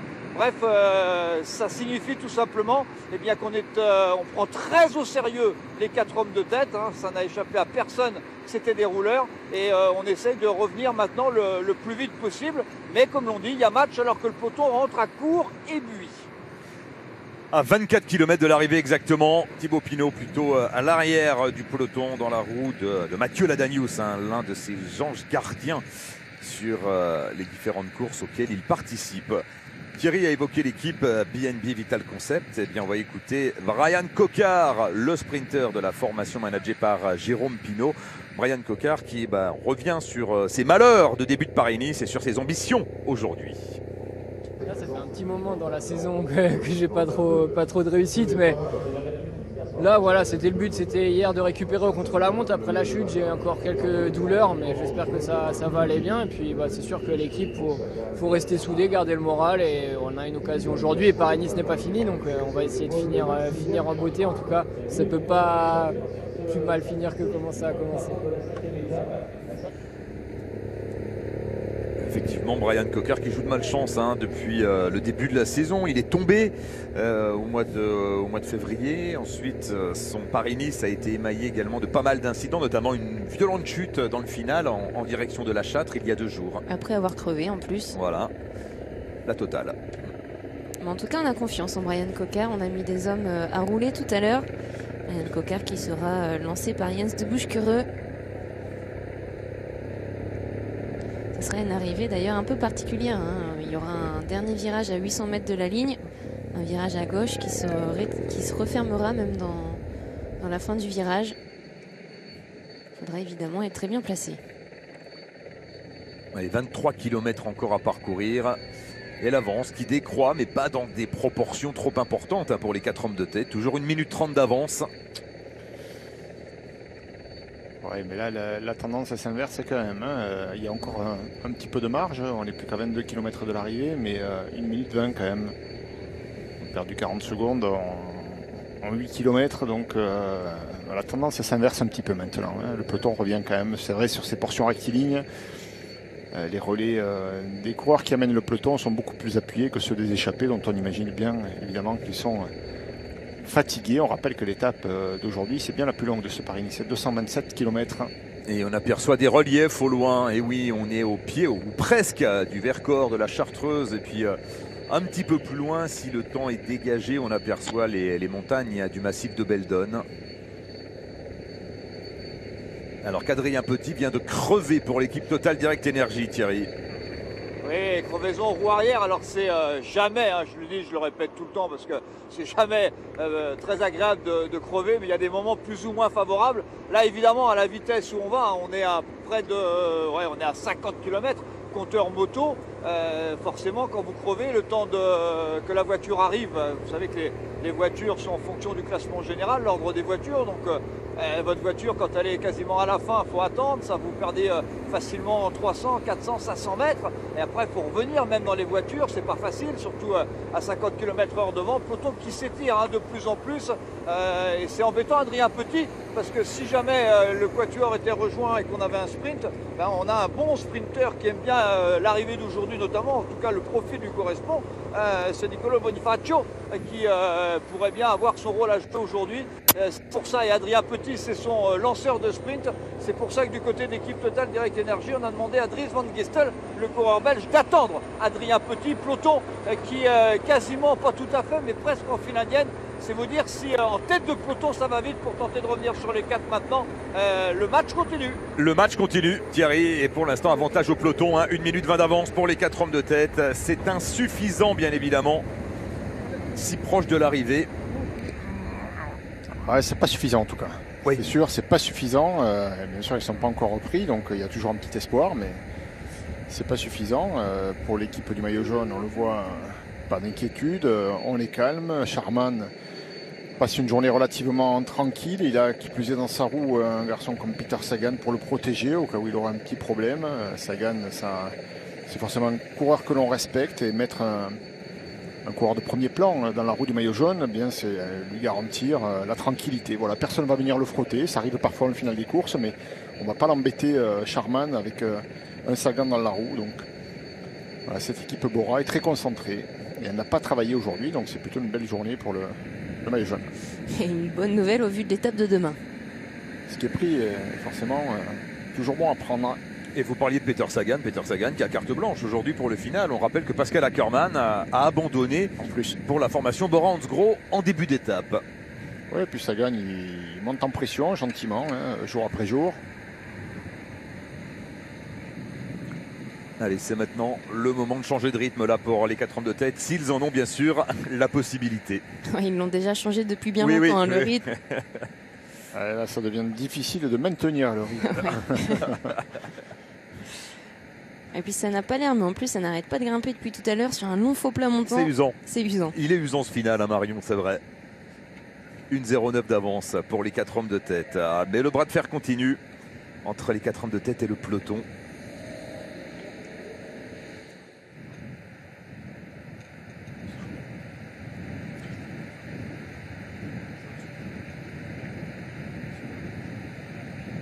Et les 20 derniers kilomètres de cette 5e étape de Paris-Nice avant l'arrivée inédite, on va en reparler dans quelques instants, à la côte Saint-André. Mais c'est un nouveau Paris-Nice qui commence aujourd'hui et on va écouter à ce sujet Thibaut Pinot qui s'est exprimé ce matin au départ à Ghana dans l'Allier. On a un nouveau Paris-Nice, donc il y a encore une étape quand même au sprinter je pense aujourd'hui, qui peut être nerveuse dans le final. Mais c'est sûr que le plus chiant on va dire est derrière nous maintenant. Ouais. Vous avez digéré ce chrono, vous étiez qu'à moitié satisfait hier? Ouais, t'es pas trop satisfait, c'est sûr, on va pas satisfaire d'une 27e place, mais voilà, il faut avancer et maintenant penser au week-end. Voilà le franc-parler de Thibaut Pinot qui nous a clairement exprimé son soulagement de voir que le plus pénible était derrière lui. Bon, on comprend bien ce qu'il veut dire. Oui, il n'y a pas de souci. Non, faut pas de décodeur, Laurent. Tout à l'heure, il nous l'a expliqué concernant le virus. Moi, j'y connais rien. Pour l'instant, on peut courir, donc je cours, mais évidemment. En tout cas, il a passé ses étapes pénibles avec brio quand même. Bon, le chrono, il a perdu du temps, mais voilà, il fait avec les moyens du moment, c'est ce qu'il nous a expliqué. Moi, je trouve que le discours est plus négatif que les sensations. Parfois, on le sent un petit peu déçu, pas très content de lui, habité un peu par le doute, mais au niveau du résultat et du classement, il est pas mal. 14e après 5 journées de course. Ouais, moi, je trouve que c'est bien. Voici Thibaut Pinot. Et derrière, Anthony Turgis et Ryan Mullen qui laissent filer Tratnik et Goujard. Eh oui, dans ces portions de faux plat montant. À 18 km, évidemment, on ne va plus attendre, même si on n'est que 2. Ouais, mais sans bilan sur l'échappée, évidemment, puisque maintenant, on a fait course commune jusque-là. Certains coureurs, à l'évidence, Turgis et Ryan Mullen n'étaient pas en mesure d'imprimer le même rythme que Goujard et Tratnik, donc on les attend plus. Sélection naturelle. Oui, on a peut-être même changé un petit peu de rythme pour s'en débarrasser. C'est chacun pour soi maintenant. 2 hommes à l'avant, mais moins d'1 minute d'avance sur le peloton. Thierry avec le peloton lancé à vive allure sur les routes de la Bièvre.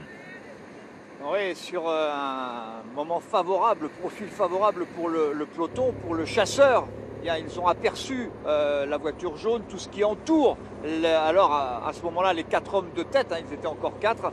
Et forcément, c'est un bon point de repère. Souvent, avec l'expérience, on s'aperçoit que ça peut aider, ça permet de juger, de jauger. Alors effectivement, ils savent, dans les oreillettes, on explique, moins d'1 minute, 1:30, on en discute. Mais quand vous voyez comme ça, même sur la moto, vous vous dites, bah voilà, c'est jouable, ils sont là, on les aperçoit. C'est toujours un élément important. Et au moment où vous disiez que le quatuor se divisait en 2, eh bien c'est le moment où la direction de course, légitimement bien sûr, vu l'écart, a décidé de faire arrêter les 4 voitures des directeurs sportifs. Ça aussi, c'est un petit signe, hein, sur la route pour une échappée.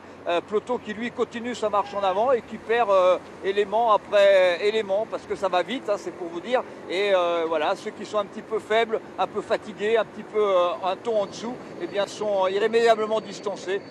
4-5 coureurs déjà distancés par ce peloton. Et Ryan Mullen sur le point d'être repris par le peloton. Est-ce qu'Anthony Turgis a déjà été avalé par le paquet? Peut-être bien. 18 km encore. Alors a priori, non, Turgis n'a pas encore été repris, mais ça devrait intervenir d'ici quelques instants. 1 minute d'avance. Hein, et c'est vrai qu'il est usant ce final, on en parlait Marion, c'est vrai, on est toujours en prise en fait. Hein. Ouais, ça va grimper encore pendant au moins 4 ou 5 km. Après, ça sera quand même plus favorable. On va avoir une petite descente et surtout des longues lignes droites. Et c'est vrai que pour aller jusqu'au sprint intermédiaire, on s'en est rendu compte tout à l'heure, ça grimpe pas mal.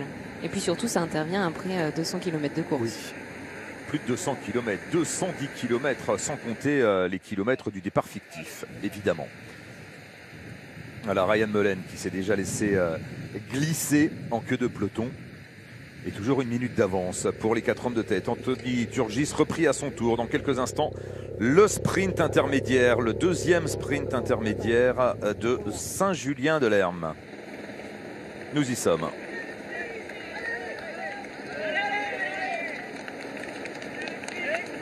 Et puis Alexis Goujard, il est fort hein, dans ce genre de finale. Il est toujours très costaud quand il part de loin. Oui. Il en a déjà fait hein, d'ailleurs des. Oui, j'allais rappeler justement sa victoire d'étape sur la Vuelta à Avila il y a quelques années lorsqu'il avait épaillé tous les garçons qui composaient son groupe d'échappés. Il avait été exceptionnel ce jour-là. Un par un.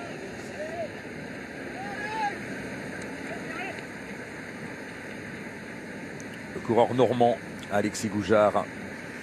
Ah, puis c'est pas anodin de les retrouver en tête ces deux-là, puisque ce sont les deux qui ont fait le meilleur contre-la-montre hier. Hein. Donc je pense que c'est les deux plus en forme parmi les 4 coureurs qui étaient échappés. Et là, c'est l'équipe Bahreïn-McLaren qui roule. Alors pour aller faire la seconde de Bonif. Et Higuita va la faire aussi. Hein. Oui. Dylan Teuns. Dylan Teuns avec Sergio Higuita. Ouais, Teuns va être dur à battre hein, quand même. Higuita qui remonte, le Colombien. Il y a match. Et il y a match. Oh oui, il y a match. Il n'est pas passé le Colombien. Qui de Teuns ou Higuita prend la 3e place? Teuns. Pour 1 seconde. 1 seconde de bonification. Oui, c'est lui. Et ça, c'est quand on s'est fait la peau comme ça pour faire le sprint et faire 4e, c'est dommage. Mais pour les leaders, hein, et ces deux-là, on le voit bien, ont encore l'intention de peser sur le classement général. Alors Higuita ou Teuns? Moi je dirais Teuns. C'est serré. Photo finish. Est-ce qu'il y a une photo finish au sprint intermédiaire? Pas sûr. Hein. Normalement, il y en a un. Il y a des commissaires de toute façon. Le commissaire était devant sur la moto. Bon, on va attendre le communiqué officiel. Ouais, Zdenek Štibar qui relaye maintenant. Philippe Gilbert. Avec Julien Alaphilippe qui se dresse sur les pédales avec Ivan Garcia Cortina dans sa roue. C'est parti pour le final. Ils n'ont plus de sprinteurs, les Deceuninck Quick-Step, donc ils profitent de l'occasion pour attaquer à 15 bornes de l'arrivée. Ça peut relancer la course. On voit un Charman tout de suite dans la roue d'un équipier. On n'a pas envie de laisser partir évidemment Julien Alaphilippe. Oh, le coup de panache de Julien Alaphilippe. Garcia va pas relayer avec Dylan Teuns. Non, il va pas rouler. Et Garcia Cortina qui malheureusement ne relaie pas le vainqueur de la Châtre, Julien Alaphilippe, en tout cas qui tente sa chance. On va l'écouter, Julien, ce matin au départ de Ghana, justement, il nous parle de ses ambitions et de la stratégie de l'équipe de Koenig. Du Sam Bennett, ça fait bizarre de ne pas avoir de sprinter dans l'équipe, surtout pour une étape comme aujourd'hui. Donc on va voir ce qu'on peut faire, va falloir rester vigilant. S'il y a des gros groupes qui partent, voilà, ce serait bien d'être devant. Sinon il y a aussi une grosse étape demain, mais ouais, il faut prendre jour après jour, quoi. D'un point de vue personnel, tout va bien. Les ambitions? De continuer de donner le maximum et puis prendre les opportunités. Voilà, aujourd'hui c'est un autre jour, quoi. C'est un autre jour et on voit Maximilian Charman, le maillot jaune, vigilant. C'est Bob Jungels maintenant. P.O. Bilbao dans la roue. Bob Jungels, le grand ami de Julien Alaphilippe au sein de l'équipe de Koenig. Qui a bien du mal de reprendre la roue de Bob Jungels. Hein. Pourtant Bilbao, il est en forme. On l'a vu hier sur le contre-la-montre. Et Stevens derrière qui va. On voit les costauds là qui s'expliquent. Également. Casper Asgreen bien placé. À 15 km de l'arrivée. Ouais, il y a un moment de flottement ici. Les équipes de sprinters qui menaient tout à l'heure ont été un peu débordées sur l'impulsion des Bahreïn McLaren pour la bonification. Ça a désorganisé l'avant-garde du peloton et c'est le moment choisi par ces équipes qui n'ont pas de sprinters pour essayer de profiter de la situation. Voilà, il y a moins de contrôle devant, donc on va essayer de provoquer des mouvements de course pour lancer une échappée, pourquoi pas, qui pourrait revenir devant et du coup mettre en échec les sprinters. Et on a bien vu Maximilian Charman, le maillot jaune, très vigilant, faire lui-même l'effort pour revenir sur Julien Alaphilippe notamment et rameuter les troupes parce qu'il y a un peu de danger en tête du peloton. Un final palpitant là sur la route de la côte Saint-André avec Bob Jungels, Jasper Stuyven. Casper Asgreen. Casper Asgreen effectivement pour l'équipe de Koenig. P.O. Bilbao est toujours là. Et pour la formation Sunweb, je crois que c'est Craig Anderson encore. Oui. Me semble-t-il, le vainqueur du chrono hier à Saint-Amand-Montrond. Un petit peu isolé là, le maillot jaune. Il attend du renfort. Ça fait 2 fois qu'il lance un message via les oreillettes. Oh les gars, faut venir m'aider, c'est moi qui roule. Il y a quand même du beau monde à l'avant. On a Bilbao, c'est un danger au classement général. Enfin, il ne reprendra pas 2 minutes aujourd'hui, mais quand même, il ne faut pas le laisser devant. Surtout aussi bien accompagné. Là, on n'a que des machines à l'avant. Casper Asgreen, Bob Jungels, P.O. Bilbao, Søren Kragh Andersen, Jasper Stuyven. Échappé royal, enfin un contre-royal derrière les 2 hommes de tête. Oui, 2 hommes de tête qui sont toujours là, 30 secondes. Puisqu'on se posait la question tout à l'heure, on va le confirmer. C'est bien Dylan Teuns qui est passé en tête à bravo, Laurent. 3e place pour la bonification devant Sergio Higuita. Qui ne prend rien du coup, aucune bonification pour Higuita.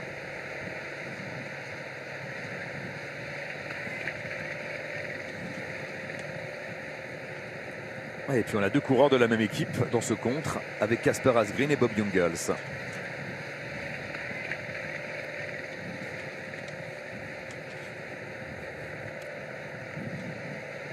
Et on est déjà à 12 km, moins de 12 km de l'arrivée à la côte Saint-André. C'est le groupe des poursuivants. Alors rapidement tout de même, on va parler de la côte Saint-André, cette commune de 5000 habitants, la capitale de la Bièvre, qui est nichée sur les flancs d'une colline. Très très jolie commune, qui est aussi la ville natale d'Hector Berlioz, l'un des plus grands compositeurs du 19e siècle. Et d'ailleurs chaque année, la ville rend hommage à Hector Berlioz par un festival de musique symphonique qui est de renommée internationale. Et c'est l'un des grands rendez-vous de la saison des festivals de musique classique. C'est chaque année à la fin du mois d'août. La côte Saint-André célèbre également pour son château, le fameux château Louis XI, qu'on verra peut-être une fois l'étape achevée. 29 secondes d'avance pour les 2 hommes de tête par rapport aux poursuivants. Le peloton à 44 secondes. On essaye un petit peu de se remettre en ligne pour les équipes de sprinters avec la formation Lotto Soudal qui revient aux avant-postes. On a eu un moment de flottement. Il a fallu récupérer de l'accélération qu'ont produit tout à l'heure les Bahreïn pour la bonification. Ça a bien sûr désorganisé les équipiers des sprinters qui étaient en train depuis de nombreux kilomètres déjà de fournir l'effort. Ils ont forcément reculé dans le peloton avant de prendre un petit bol d'air au sommet et de s'organiser à nouveau. C'est le cas maintenant. On reprend la marche en avant, tête du peloton. Et on a remarqué le petit moment d'affolement, le manque peut-être de clairvoyance et de sang-froid de Maximilian Charman qui s'affole et qui s'énerve un petit peu. Et pourtant, à l'avant, il n'y a guère que Jasper Stuyven qui soit... C'est même pas une menace, il est à 1 minute et 28 secondes au classement général. Il y a quand même de la marge. Oui, il y a de la marge. Et puis, mais il s'est affolé, Alors ça en dit peut-être un petit peu long sur aussi son état, tout au moins non pas physique puisqu'on le connaît, mais psychologique. Il est fébrile. Allez, on va retrouver Thierry justement avec le peloton. Oui, le mot flottement correspond bien à peloton qui évidemment aperçoit d'abord le contre royal, comme vous dites si bien, et aperçoit aussi la voiture derrière les deux hommes de tête. Petit moment de flottement, c'était juste après ce sprint de bonification.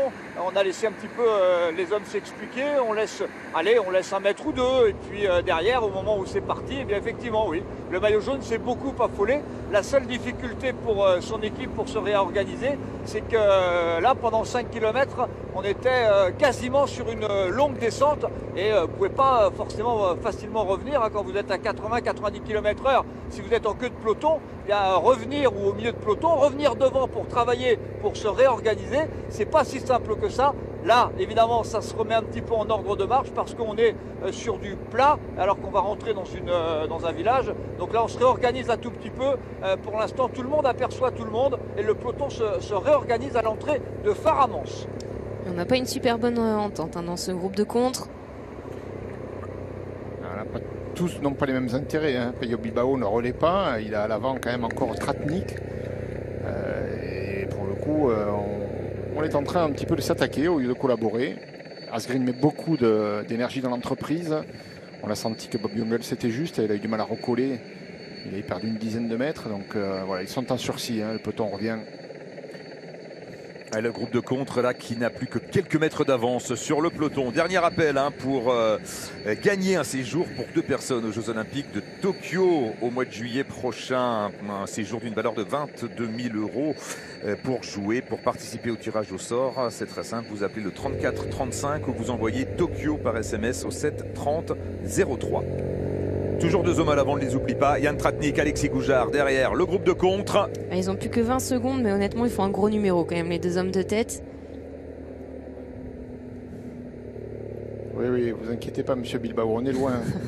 Il y a un objectif sur la caméra et ça écrase. C'est pas la peine de vouloir laisser croire que c'est la moto qui ramène le peloton. Voilà. Maintenant qu'on élargit le focus, on est loin quand même. Yann Tratnik qui se retourne avec Alexis Goujard qui écrase les pédales dans son style caractéristique. Moins de 8 km encore. Et quelle résistance des 2 hommes de tête. Même si malheureusement, ils n'ont quasiment aucune chance d'aller au bout, Marion. Non, mais ils résistent bien quand même parce que au sommet du sprint intermédiaire, ils avaient une trentaine de secondes d'avance. Derrière, on a vu des coureurs comme Casper Asgreen, Bob Jungels ne pas ménager leurs efforts et pourtant ils ont perdu qu'une dizaine de secondes. Et puis ce final ne les avantage pas avec ces longues lignes droites. C'est le gros problème. Attention là, c'est dur de reprendre la route Tratnik. Alexis Goujard qui malheureusement laisse filer Tratnik. Il est sorti du sillage. Après son relais, il n'a pas pu reprendre immédiatement le sillage. Et là, évidemment, l'autre ne l'attend plus. Solide, Yann Tratnik, excellent hier lors du contre-la-montre où il ne s'est pas économisé loin de là. Le Slovène de l'équipe Bahreïn-McLaren qui est un excellent rouleur et qui pour l'instant donc tient tête au peloton maillot jaune. A priori le groupe de contre a été repris. Allez, Thomas Degent maintenant qui roule, Frison dans la roue. C'est pas une partie de plaisir pour les équipes de sprinteurs. On s'emploie vraiment à 100%. Oui, parce que là, c'est Thomas Degent qui est à la manœuvre. Et Thomas Degent, il est à bloc pour tenter de ramener ce peloton sur Yann Tratnik. Un peloton qui perd des unités, Thierry. Une dizaine, parce que ça va vraiment vite, même si là, on est dans une succession de traversées urbaines, traversées de villages, avec tout ce que cela veut dire, les ralentisseurs, les gendarmes allongés, les rallongements de trottoirs, bref, pas facile pour un peloton dans ces conditions de s'organiser, mais bon, on l'est quand même, mine de rien, avec notamment une équipe Cofidis très à son avantage, de même que les Sunweb. Parmi les coureurs lâchés, il n'est vraiment pas dans une bonne semaine. C'est le leader de l'équipe Total Direct Energy, c'est Lilian Calmejane notamment, accompagné de Jonathan Hiver, le porteur du maillot blanc à pois rouge. Les 6 derniers kilomètres. Jan Tratnik qui résiste, hein, toujours 20 secondes d'avance sur le peloton. Ah, il a même creusé. Il avait 18, il passe à 21, 22. Ah, il est fort. Très très fort, Jan Tratnik. Il est sur orbite là.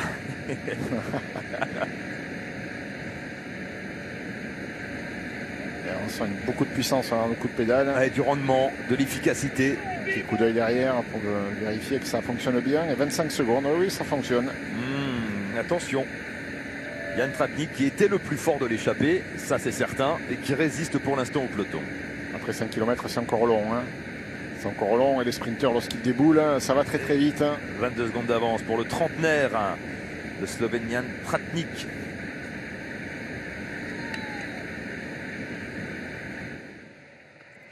Alexis Goujard qui insiste également. Il n'est pas repris Goujard encore. Ah, il lutte. Hein. Et il s'accroche Alexis Goujard. Alors Jan Tratnik, hein, c'est un spécialiste de l'effort solitaire. On l'a vu hier avec sa 13e place lors du chrono de Saint-Amand-Montrond. Un garçon qui avait gagné également le prologue du Tour de Romandie l'an dernier.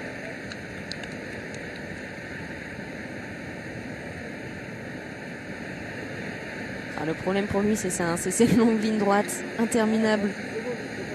Ah, mais il n'y a que des longues lignes droites, ça c'est sûr. Hein. Ouais, mais lui, il a basculé de l'autre côté déjà. Ouais, et derrière, l'équipe Cofidis est obligée de s'employer également pour ramener ce peloton. C'est Anthony Pérez là, qui roule à l'avant du peloton, semble-t-il. Ça revient pas si vite. Hein. Ah non, 24 secondes. Il est impressionnant. Alors qu'Alexis Goujard, lui, va être repris par le peloton dans quelques instants. Mais une belle journée passée à l'avant, hein, pour le Normand de l'équipe AG2R, la mondiale. C'est Philippe Gilbert en personne qui est obligé d'emmener. On aperçoit la Groupama FDJ bien placée mais qui ne va pas prendre de relais. Ah, peut-être pour Marc Sarrault, même si Marc Sarrault nous a confié hein, qu'il devrait se débrouiller un peu seul. L'objectif pour la formation Groupama FDJ reste bien Thibaut Pinot. Mâchoire serrée, Philippe Gilbert qui emmène le peloton pour tenter de revenir sur l'homme de tête, mais il ne faiblit pas Jan Tratnik. 4 km encore pour le Slovène. Et puis ça bouge pas hein, sur sa machine. Oui, 25, l'écart qui oscille entre 22 et 25 secondes. Ah, il n'a pas perdu. Et non, c'est pas perdu loin de là pour Jan Tratnik parce que là il roule à 55 km/h et les kilomètres défilent vite évidemment. Et surtout il a toujours 23-24 secondes d'avance. Ah, ce serait un immense exploit hein, s'il parvenait à s'imposer en solitaire ici à la Côte-Saint-André. Là il y a vraiment le feu à la maison en tête du peloton.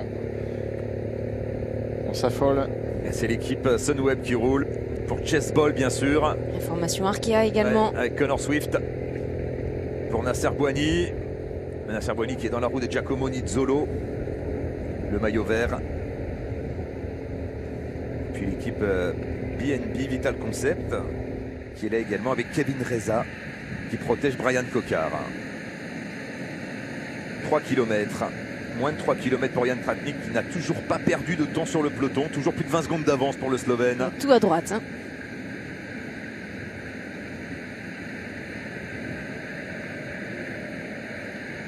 Il avait gardé des forces, hein, Jan Tratnik. On savait que cette échappée donnerait du fil à retordre au peloton. Mais peut-être pas à ce point-là. Alors tout à droite, c'est Grand Plateau bien sûr et Petit Pignon, le plus gros développement. Allez, ça passe des deux côtés au niveau du rond-point pour le peloton. Allez, c'est Mats Pedersen. Il lui reste une dent, vous l'avez entendu, il en a tombé une. Allez, Mats Pedersen qui roule maintenant, le champion du monde. Ah ouais, lui ça va vite hein, quand il roule aussi. Ouais. Aïe aïe aïe. Ça c'est... Caleb Ewan. Caleb Ewan qui ne participera pas au sprint, si sprint il y a. Incroyable, malchanceux, déjà victime d'une chute lors de la seule arrivée au sprint. Ah, mais il a flambé la chaîne. À Caleb Ewan, il n'aura pas pu faire le moindre sprint sur cette édition de Paris-Nice. Thierry. Ouais, victime d'incident mécanique, problème de dérailleur pour Caleb Ewan qui est en roue libre hein, simplement derrière, donc qui a été distancé. Alors avec un peloton qui passe au panneau indiquant les 2 derniers kilomètres et que sur cette longue ligne droite, Ils aperçoivent Yann Tratnik, mais il va pas être facile. Il y en a même un qui fait du cyclocross sur le bas-côté. C'est pas une très bonne idée, ça va pas être simple pour lui. Pour revenir sur Yann Tratnik, qui est un vrai spécialiste du contre-la-montre. C'est le meilleur pote de Primož Roglič, par exemple. Et dans la vie, ils sont très proches l'un de l'autre avec Primož Roglič, l'ancien numéro 1 mondial en 2019. Et c'était Tige Benoît en personne qui faisait mal à tout le monde. Oui, à l'avant du peloton pour tenter de revenir sur Yann Tratnik. Tratnik qui faiblit, plus que 10 secondes d'avance pour le Slovène qui va passer sous la flamme rouge. Ça fait pas beaucoup, hein. Ouais, ça fait pas beaucoup parce que les sprinteurs, encore une fois, lorsqu'ils se dressent sur les pédales, ça va très très vite. Et dernier virage à 800 mètres de l'arrivée. Ça reste jouable pour Yann Tratnik, ça reste jouable pour le Slovène. Quelle finale ici à la Côte-Saint-André, dernier virage sur la gauche. Et maintenant c'est tout droit, il est avenue Hector Berlioz. C'est tout droit jusqu'à la ligne d'arrivée pour Yann Tratnik. Est-ce qu'il va résister au retour des sprinteurs? Il relance fort. Hein. Il relance fort, j'ai envie de dire qu'il peut gagner, Laurent. Mais dites-le, Alex. Ah non, je le dis. Oui, il peut gagner, évidemment qu'il peut gagner. Il est encore en tête, il reste moins d'1 kilomètre. Il est à 600 mètres de l'arrivée maintenant, Yann Tratnik. On aimerait bien savoir comment ça se passe là maintenant derrière, si on pouvait... Est-ce que c'est toujours l'équipe Sunweb qui emmène le peloton? 500 mètres. 500 mètres pour Yann Tratnik. Ils sont où? Ils sont où derrière? Est-ce qu'il va mener victorieusement cette échappée de plus de 220 km? Yann Tratnik toujours en tête derrière. Ça tient bon, ça tient bon. Et c'est Barbier qui emmène.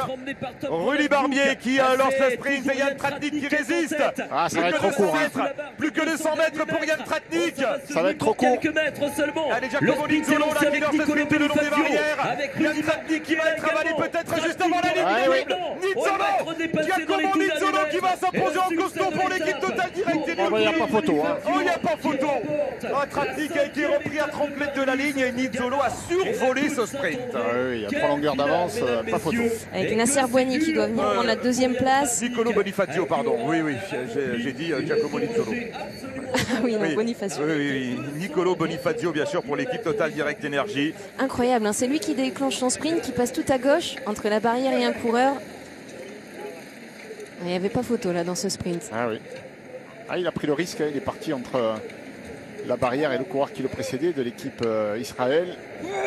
Ah oui, c'est bien. Bravo. Il a pris ce risque-là. Derrière, il y a un petit moment de flottement et ça lui a laissé le champ libre donc pour venir croquer.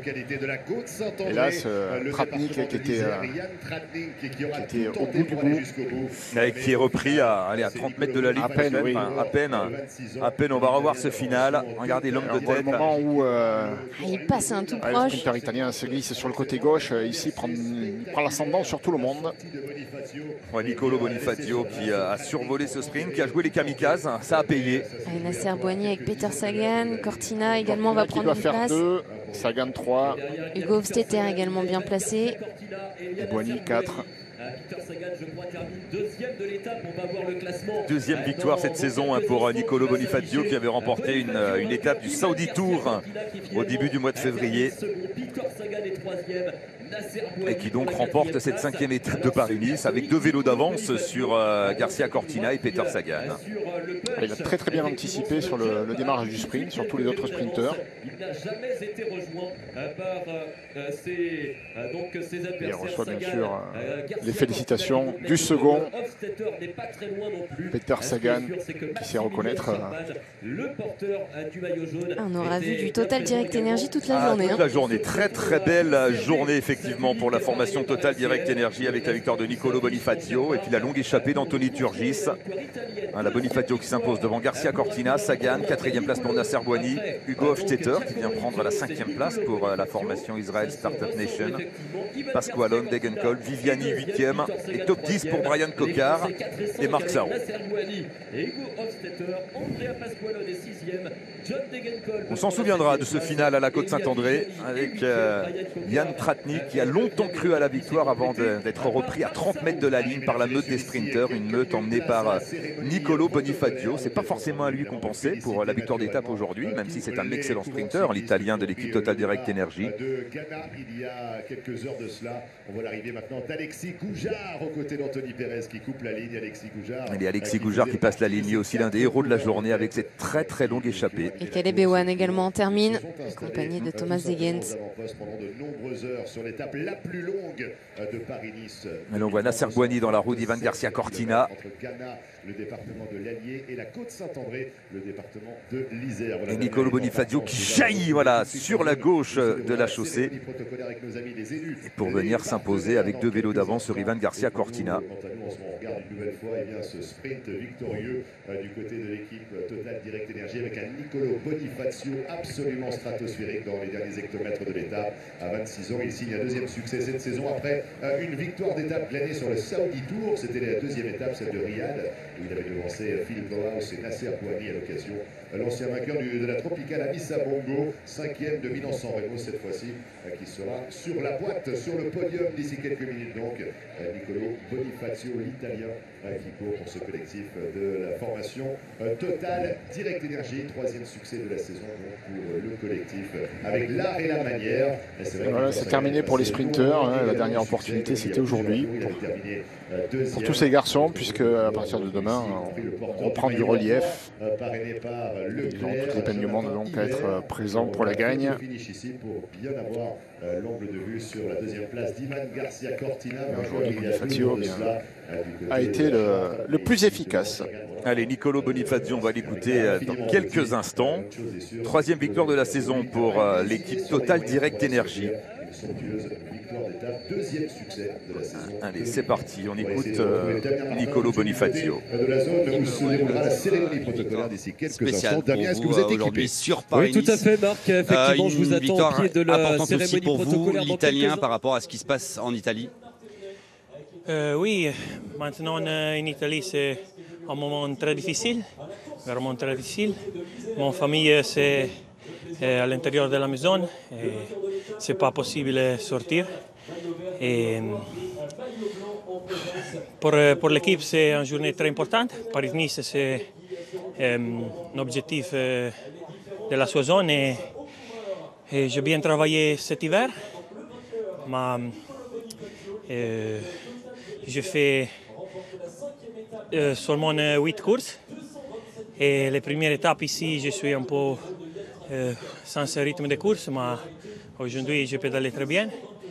Et j'ai cherché un bon placement les derniers kilomètres. Et voilà, à 200 mètres, je suis parti pour faire le sprint et j'ai gagné. Je suis très contente et merci pour l'équipe et pour tout. C'est beaucoup de joie pour vous, c'est beaucoup de joie également pour les Italiens qui doivent vous regarder. Oui, j'espère d'avoir fait un petit cadeau pour les personnes à la maison et je suis très contente. On va avoir un petit mot en italien maintenant pour les spectateurs italiens. C'est une victoire très importante pour vous aujourd'hui sur une course World Tour sur Paris-Nice, important aussi pour l'Italie. Oui, è stata veramente una bella giornata e ça a été vraiment une ho très belle lavorato molto journée. bene per arrivare preparato. J'ai très bien travaillé pour arriver a Milan-San Remo. À Milan-San Remo. E purtroppo la corsa è Hélas, saltata e ho la fatto course est annulée. molte ore di bicicletta. Beaucoup d'heures de vélo E pour la rien. tappa di oggi l'avevo già guardata. Mais celle d'aujourd'hui, cette prima étape, e je l'avais déjà ci mise credevo veramente. dans un coin de ma tête. Dopo 3-4 ore sono riuscito a sbloccarmi un po' Et après 3-4 heures de course, j'ai réussi à me sentir mieux et j'ai fait un beau sprint. Merci Laurent pour la traduction de Nicolo Bonifacio qui a terminé son interview en italien. Nicolo Bonifacio, une victoire dans le cadre du World Tour. Voilà un joli cadeau pour l'équipe managée par Jean-René Bernaudot, l'équipe Total Direct Energy. Oui, c'est très bien, c'est un très beau résultat.